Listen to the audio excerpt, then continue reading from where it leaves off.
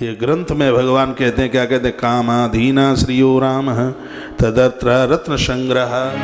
का कामी पुरुष और कामी स्त्री मिले तो भैया न्यों समझ ले कि जिनको मोह देखने में इतना अपराध है कि हम कोई बहुत बड़ी हत्या करके पाप हमने कमाए लो हुए। देखो ये बात लिखी है। अब क्या बोले इसके ऊपर, लिखा है कामाधीना स्त्रियो राम तदर्थ। काम के वशीभूत होते हुए ऐसे स्त्री पुरुष जिनकी शकल देख ली जाए, दिन ही नहीं जीवन खत्म हो जाए, भैया ऐसे लोगों का साथ मत करना, हाथ जोड़ लेना उन्हें। जिनके पास चरित्र नहीं है उनकी संगति मत करना। रामायण ने तो यहां तक कह दिया, भगवान आप नरक दे देना लेकिन ऐसे पतित लोगों का संग मत देना। बर भलवास नरक करि ताता, दुष्ट संग जन देहि विदाता। ऐसे इन खतरनाकों का संग मत देना। ये देवी देवताओं की भगवान की कथा में यही तो बताती है। जिस नारी ने मां दुर्गा को पढ़ लिया, जिस पुरुष ने प्रभु राम को पढ़ लिया, धरती पर वह लोग भगवान की तरह है, भगवान की तरह। देवी भागवत में एक दिन हमने नवरात्रा के 9 रूप बताए थे, शैलपुत्री से लेकर के सिद्धधात्री तक। और वो वीडियो सुरक्षित पड़ी होगी यूट्यूब पर, आप देख लेना। क्या लिखा, से व्यास्तानाथ से व्यास भुवजा विषयीषण। विषयी लोगों को देख करके देवता अपनी आंख बंद कर लेता है। भोगी लोगों को देख करके ऐसा राजा पूरे देश को उजाड़ देता है जिसके जीवन में 3 चीजें, आहार, मैथुन और निद्रा। राजा को चाहिए रोजाना वो प्रजा का ख्याल रखे, अपने आहार पर ध्यान रखिए। हर स्त्री पुरुष के लिए जरूरत है। भोगी न बने, पशु न बने, इंसान बनने की पूरी कोशिश करे, ऐसा वर्णन किया गया। बोली बांके बिहारी लाल की जय हो। व्यक्ति को चाहिए कि दिन में शयन न करे, ये लिख लें, ये तरक्की के कुछ कारण हैं। दिन में सोए नहीं, व्यर्थ में भ्रमण न करे, कठोर शब्द न बोले, किसी की निंदा न करे और व्यर्थ में धन खर्च न करे और कर्जा लेकर के अपना परिवार न चलाए। ये कुछ बातें कही गई हैं। अब कर्जा लेकर चूल्हा जलेगा तो भैया अभी तो मरवे के काम है। मेहनत करके अपना चूल्हा जलाइए। क्या सुंदर सुंदर बातें कहीं, आनंद आ गया। दिन में कभी सोना मत। दिन में सोने से आयु का शोषण होता है, उम्र खत्म होती है। इस श्लोक बोले देता हूं, नहीं तो पता नहीं आप विश्वास करेंगे कि नहीं करेंगे। देवाशयनम वृथा दष्टा च भाख्या पारुष विवर्जयेत, निंदाम च दंड पारोच्य अर्थ दूषास्तया सृजेत। बिना कारण के धन व्यसनों पर खर्च न करें, किसी की निंदा न करें। मेरी बहनें और मेरी माई आज से संकल्प ले लेंगे, ना तो बहू की निंदा करनी है, ना बहू को सासू माँ की निंदा करनी है। स्वयं अग्नि देवता कहते हैं निंदाम च, ये निंदा करने वाले लोग जिंदे जी ही मरे मुर्दे हो जाते हैं। और बहुत अन्य चाय की जरूरत ना पड़े, निंदा के आगे कॉफी की जरूरत ना पड़े। निंदा करवा लो, चाय मन दो, कोई दिक्कत की बात ना है। निंदा करवा लो, इन पर चुगली करवा लो। इन चीजों से बचिए। व्यर्थ में भ्रमण न करें, ये बात हमें बड़ी मलूक लगी।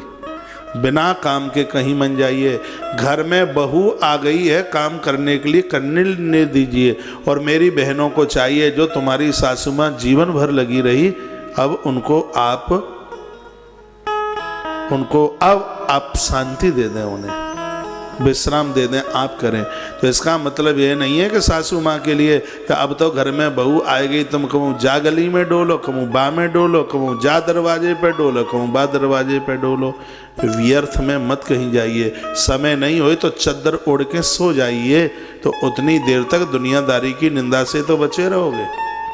नहीं तो माताओं का बुढ़िया पुराण बहुत चलता है, पूरी दुनिया की खबर ले लो, पूरी दुनिया की देवरानी कैसी, जेठानी कैसी, भौजाई कैसी, ननद कैसी, नंदेऊ कैसा, सुग दुनिया की बुढ़िया पुराण बाके पास में भगवान व्यास को प्रवचन पीछे रह जागो बाकी। ये सगरी कथा हमारे और आपके लिए बुरी लग रही हो तो आरती कराए दें फिर, हैं?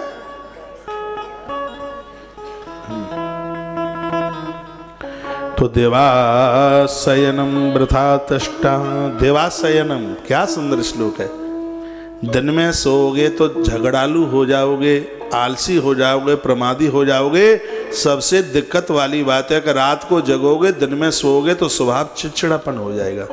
न पत्नी से बनेगी, न पति से बनेगी, न माई बाप से बनेगी, न भाई लोगों से बनेगी। स्वभाव इतना तीखा हो जाएगा, लाल मिर्च से भी खतरनाक। तो ऐसी आफत काय को कर रहे हो? रात सोए के काजे बनाई है और दिन मलूक काम करने के लिए बनाया।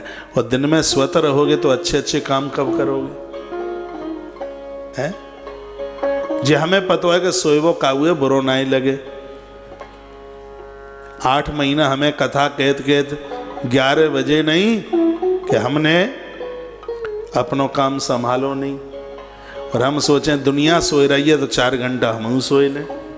तो ये तुम 200 किलोमीटर 500 किलोमीटर दूर थे भजत भजत आए, आप आते यहाँ दौड़कर? नहीं आते। आलस्य और प्रमाद की गठरी बनाए के बिना डाल दो, बिल्कुल जरूरत ना है। दिन में बढ़िया बढ़िया काम, अच्छे अच्छे साहित्य पढ़ो, अच्छे अच्छे ग्रंथ पढ़ो, बढ़िया बढ़िया सोचो, अपने परिवार को संभ्रांत करो, ऊपर लेके जाओ।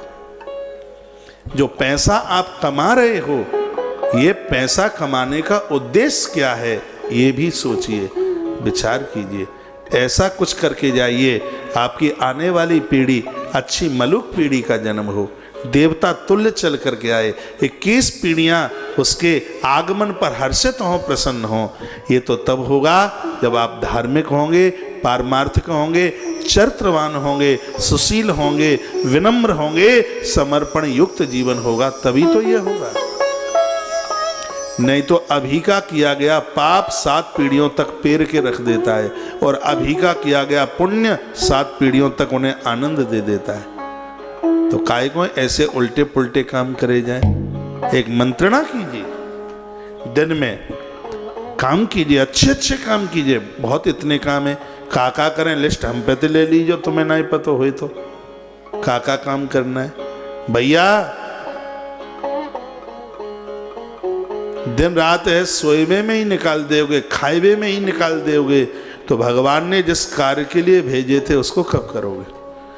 अब आप कहोगे कि हाँ भगवान ने भेजा था, लड़का बच्चों को जन्म दे दिया, पढ़ाई लिखाई सब कुछ कर दी, अब तो हमारी कोई जवाबदारी जिम्मेवारी ही नहीं रही। ऐसा बिल्कुल भी नहीं है। आपकी जवाबदारियां हैं, आपकी जिम्मेवारी हैं। जिस राष्ट्र में वृद्ध ने कभी अपना विवेक नहीं खोया, उस राष्ट्र को दिन दूना रात्रि चौगने के रूप में उसको तरक्की मिली है। अवध की तरक्की का कारण सुमंत जैसे सचिव और गुरुदेव वशिष्ठ जैसी बुद्धिमता के द्वारा अयोध्या दुनिया में पहुंच गई। यहाँ वृद्धों का आदर था, यहाँ वृद्धों की बात मानी जाती थी। यहाँ के युवान लोग बड़े समर्पण भाव से जीवन जीते थे, जिंदगी जीते थे। तो आज इस कथा में जो चर्चा की गई है वो बड़ी अद्भुत है। दिन में सोना नहीं है, व्यर्थ में भ्रमण नहीं करना, कठोर शब्द नहीं बोलने, किसी की निंदा नहीं करनी, और बिना कारण के अर्थ का दुरुपयोग नहीं करना, और कर्जा लेकर के घर नहीं चलाना, कमा करके घर चलाना है, और अच्छे राजा का कभी परित्याग नहीं करना। ये स्वयं भगवान अग्निदेव ने कहा। अच्छा राजा जो कुशल पूर्वक राज्य को चला रहा है, शासन को चला रहा है, उसका कभी परित्याग मत करना, उसका कभी ठुकराना मत। तो ऐसा राज्य, ऐसा राष्ट्र दिन दूना रात्रि चौगने के रूप में उभरता है। कितनी मलूक मलूक बातें, कितनी अच्छी अच्छी बातें कही गई।